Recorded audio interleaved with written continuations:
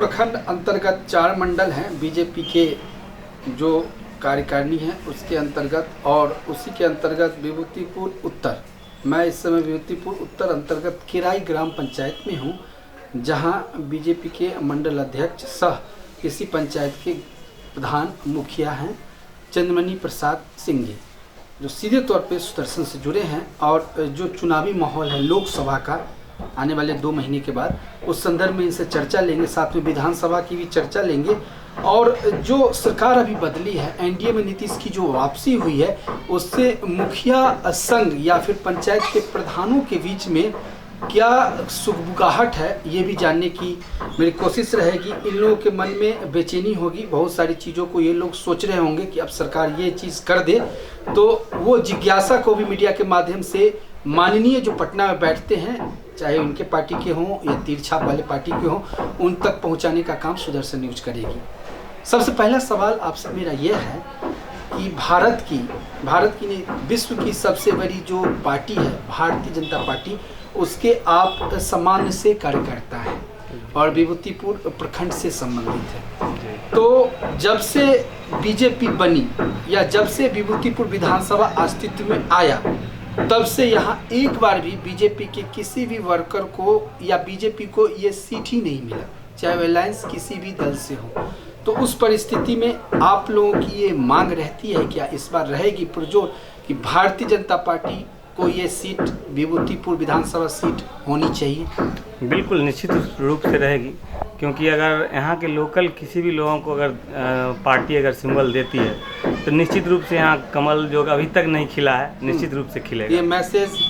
प्रधानमंत्री, बिल्कुल हम अपने नड्डा जी से, आदरणीय प्रधानमंत्री जी से तथा अमित शाह जी से मेरा अनुरोध होगा कि अगर आप यहाँ के किसी भी लोकल लोगों को,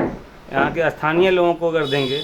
तो निश्चित रूप से आज तक जो यहाँ सुखाड़ पड़ा है, निश्चित रूप से कमल खिलेगा यहाँ पे। ये कमल खिलेगा। चलिए दूसरा सवाल करेंगे कि एनडीए में नीतीश कुमार नहीं थे, अब एनडीए में आ गए हैं, और उसके वजह से मनरेगा 15वीं की जो राशियां हैं, इसको लेके द्वंद्व बना हुआ है, असमंजस बना हुआ है जी। क्या लगता है अब कुछ बदलाव हो सकता है? हम लोग तो सभी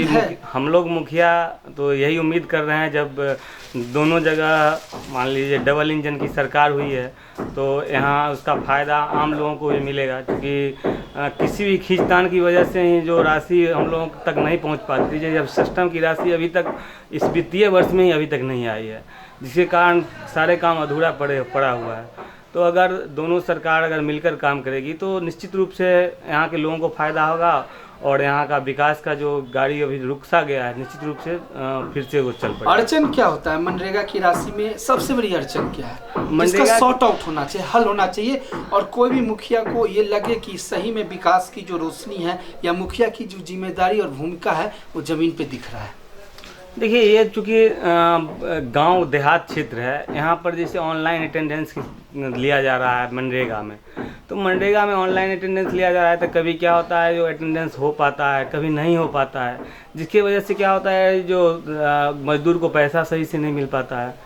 मतलब 15 दिन काम किया, 14 दिन, तो 10 दिन का मिला, 4 दिन का उसका अटेंडेंस नहीं बना। इसके लिए मुखिया जी को भी काफ़ी दिक्कत होती है, क्योंकि मजदूर तो 15 दिन काम किया तो उसे 15 दिन का पैसा चाहिए,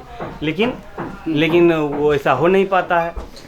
तो ऐसा नहीं हो पाता है तो दिक्कतें होती है। मुखिया जी को इसके लिए जिम्मेदार लोग मानते हैं कि उनको ये नहीं पता होता है ये ऑनलाइन अटेंडेंस क्या है, उनको इससे कोई मतलब होता है, क्योंकि पूर्व में इस तरह की कोई व्यवस्था थी नहीं। ये नई व्यवस्था लाई गई है जो कि अभी अच्छे तरीके से नहीं यहाँ पर इम्प्लीमेंट किया जा सका है। एक महत्वपूर्ण सवाल आपसे करेंगे, मेरा आखिरी सवाल आपसे है कि सरकार जो मॉनिटरिंग की बात आप लोगों से कहती है, करवाती है, उसमें काम जो है एजेंसी या फिर गवर्नमेंट के जो विभागीय पदाधिकारी है उनके मॉनिटरिंग में होता है, तो ये किस तरह का मॉनिटरिंग आप लोगों से गवर्नमेंट करवा रही है? और पंचायत में चूंकि आप 24 आवर वाले सेवक हैं, तो उस परिस्थिति में बेइज्जती भी आप लोगों को सहने की आदत हो गई होगी। 2.5 साल में आपने कई बार बेइज्जती सहा होगा, तो नीतीश कुमार को भी ये पता है कि एक ग्राम प्रधान के मुखिया को सिर्फ बेइज्जती करवा दो, गाली दिलवा दो या 4 बात सुनवा दो, लेकिन जो व्यवस्था है उसमें परिवर्तन होना चाहिए। क्या मॉनिटरिंग की पावर पूर्ण रूप से एक प्रधान को आना चाहिए, मुखिया के हाथ में आना चाहिए क्या? निश्चित रूप से देखिए हम लोगों को जो जैसे संविधान ने लाइट का अधिकार दिया, मामला है, उसी को उदाहरण के तौर पे आपसे जानना चाहेंगे। जी बिल्कुल, संविधान ने जो भी मुखिया को अधिकार दिया है, जो भी हम लोगों को जितने भी शक्तियां प्रदान, उसमें बहुत सी कटौती हो गई, जिसके कारण हम लोगों ने पटना में विरोध प्रदर्शन किया था। और साथ साथ क्या हो रहा है, देखिए एजेंसी का चुनाव किया गया है, एजेंसी के माध्यम से पंचायत में काम कराए जाएंगे और गुणवत्ता देखने के लिए गुणवत्ता काफ़ी कम रहती है एजेंसियों के द्वारा, हम लोगों ने देखा है पहले भी। और लेकिन यहाँ के लोकल लोग, चाहे हमारे जो ग्रामीण हैं, वो ये मानने के लिए तैयार नहीं होते हैं कि जो एजेंसी काम की है इसके जवाबदेह एजेंसी वाले हैं, वो सब मुखिया को इसका जिम्मेदार मानते हैं, जिसके कारण मुखिया जी के साथ बहुत समस्या है। और अभी जो लाइट का ही मामला है, देखिए अभी तक 1 साल से ज़्यादा हो गया, हम लोगों ने 4 वार्ड के लिए यहाँ से अपना ग्राम सभा करा करके और 4 जगह का चयन भी दिया था, 40 जगहों का। अभी तक 1 साल हो जाने के बावजूद भी अभी तक एक भी लाइट नहीं लगा है, हमारे पूरे विभूतिपुर में एक भी लाइट नहीं लगा है, जबकि वो पैसा अभी तक पड़ा हुआ है जो कि जनता के काम आ सकता था। लेकिन वो ऐसा नहीं है, वो पैसा पड़ा हुआ है, अभी तक लाइट इस विभूतिपुर में एक भी पंचायत में अभी तक नहीं लगा है, जबकि